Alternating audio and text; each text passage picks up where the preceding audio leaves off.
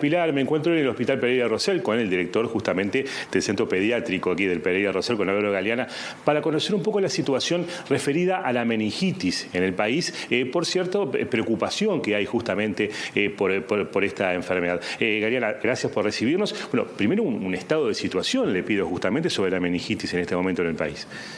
Hubo en los 3 primeros meses del año un número de casos relativamente infrecuente, llamativo, con más de un fallecimiento, tanto en adolescentes mayores como en adultos, como en niños, y eso generó un poco la preocupación del Ministerio y de las autoridades y de nosotros en particular en el hospital, porque hemos visto casos que no era frecuente que para marzo, para el primer mes del año, digamos, tercer mes del año, pero después de enero y febrero, que son meses que en general hay poca enfermedad de este tipo, hubiera ese número. Lo que nos llamó la atención es que aumentó el número y aumentó y cambió, se modificó el tipo de meningococo. Los serogrupos de meningococos que aparecieron son serogrupos que no aparecían hacía un tiempo o que aparecían muy excepcionalmente y ahora aparecieron en más cantidad. Y eso motivó un poco la alerta del Ministerio de Salud y eso motivó que estemos reuniéndonos y que estemos evaluando las situaciones. Tampoco ha habido en estos últimos 15 a 20 días un número mayor de ingresos, ni hemos tenido, yo por lo menos acá en el hospital, no hemos tenido casos de meningitis nuevos, ni de meningitis meningocóxica, ni de ningún otro agente. O sea, no sabemos todavía si esto es algo muy excepcional, una casualidad, o es algo que se continúe, pero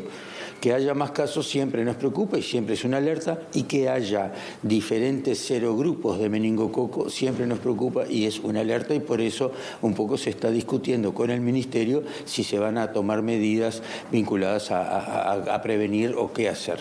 Y cuéntenos un poco, doctor, síntomas y prevenciones que tiene que tomar la población respecto a esto. Es una infección de transmisión respiratoria, es un agente que el meningococo podemos tenerlo y ser totalmente asintomáticos, podemos tenerlo como portadores sanos en la orofaringe, y los adolescentes o los adultos pueden transmitírselo a los niños pequeños y generar la enfermedad o no generar la enfermedad. No todos los niños que se infectan necesariamente tienen la enfermedad, pero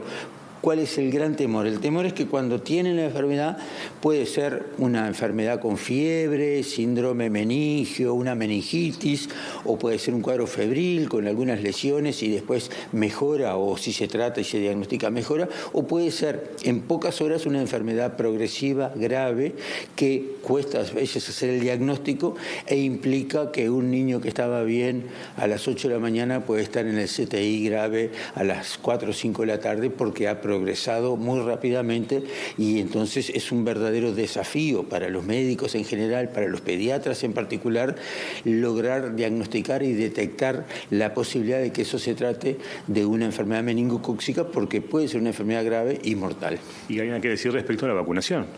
Y bueno, hoy en día el punto a favor que tenemos tenemos vacunas para las enfermedades meningocóxicas, para los 5 serogrupos más frecuentes, que son el A, B, C, Y y W. Hay una vacuna que es para el meningococo B, que es el que más ha predominado en los últimos 10 años en nuestro país, no en cifras importantísimas, pero sí es el único serogrupo que había prácticamente, muy excepcionalmente algún grupo C o W o A. Eso prácticamente nunca. Ahora cambia un poco la perspectiva porque se precisa una vacuna para el meningo C y W, o sea, lo que llamamos los otros 4 tipos, que son A, C, Y, W, que hay vacunas para ese, además de otra vacuna que es para el meningo B, que también hay que seguir protegiendo. Entonces, el problema hoy es que precisan 2 vacunas. Son vacunas caras, una vacuna se da por lo menos en 2 dosis, otra vacuna se da por lo menos en 1 dosis cuando son niños más bien grandes, de 2 años en adelante, o un par de dosis cuando son niños menores. Son caras y lógicamente esta es una enfermedad que afecta a toda la población cualquier individuo es susceptible, cualquier niño, adulto o persona mayor o recién nacido puede tener la enfermedad, pero siempre es un poco más importante o más severa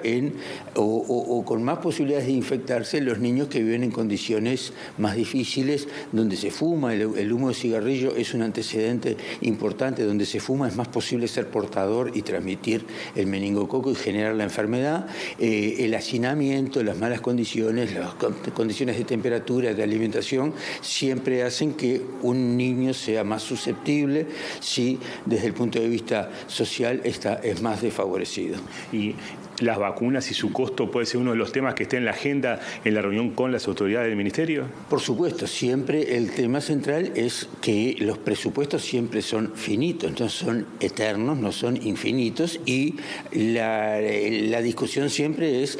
si hay condiciones o no epidemiológicas que justifiquen la implementación de la vacuna. Desde el punto de vista técnico, nosotros, los médicos, los infectólogos, tenemos nuestras posiciones y nuestras decisiones o nuestras solicitudes,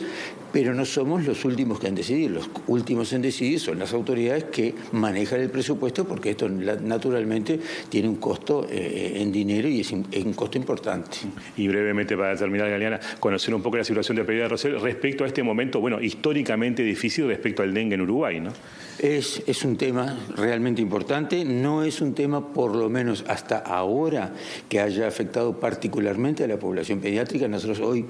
tenemos todo dispuesto como para recibir eventualmente niños con dengue, tenemos todo dispuesto en protocolos de actuación, en sitios de internación, en forma de manejarlo, en laboratorio, etcétera. No tenemos hasta ahora, o hemos tenido consultas con dudas, pero no tenemos, por ejemplo, ningún niño ingresado con dengue en este momento, y esta situación que se está viendo hoy de más de 300 casos es un poco lo que estábamos esperando de alguna manera antes de turismo, que sabíamos que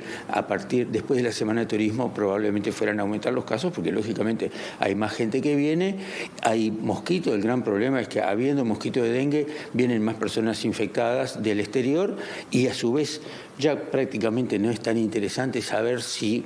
son importados o si son autóctonos, porque a esta altura del partido la diseminación se genera igual, y sin duda, por lo menos en las personas adultas, se está generando un problema mayor. Por suerte, hasta ahora en niños no hemos tenido situaciones dramáticas, si bien ha habido algunos casos de dengue, pero no han sido preocupantes, no ha requerido internación, no ha requerido camas de CTI. Muy amable, Galeana, muchas gracias por estos minutos. Por favor, un gusto, Carlos. Pilar, volvemos contigo de aquí desde el Hospital Pereira Rosell, el principal centro de atención pediátrica del país.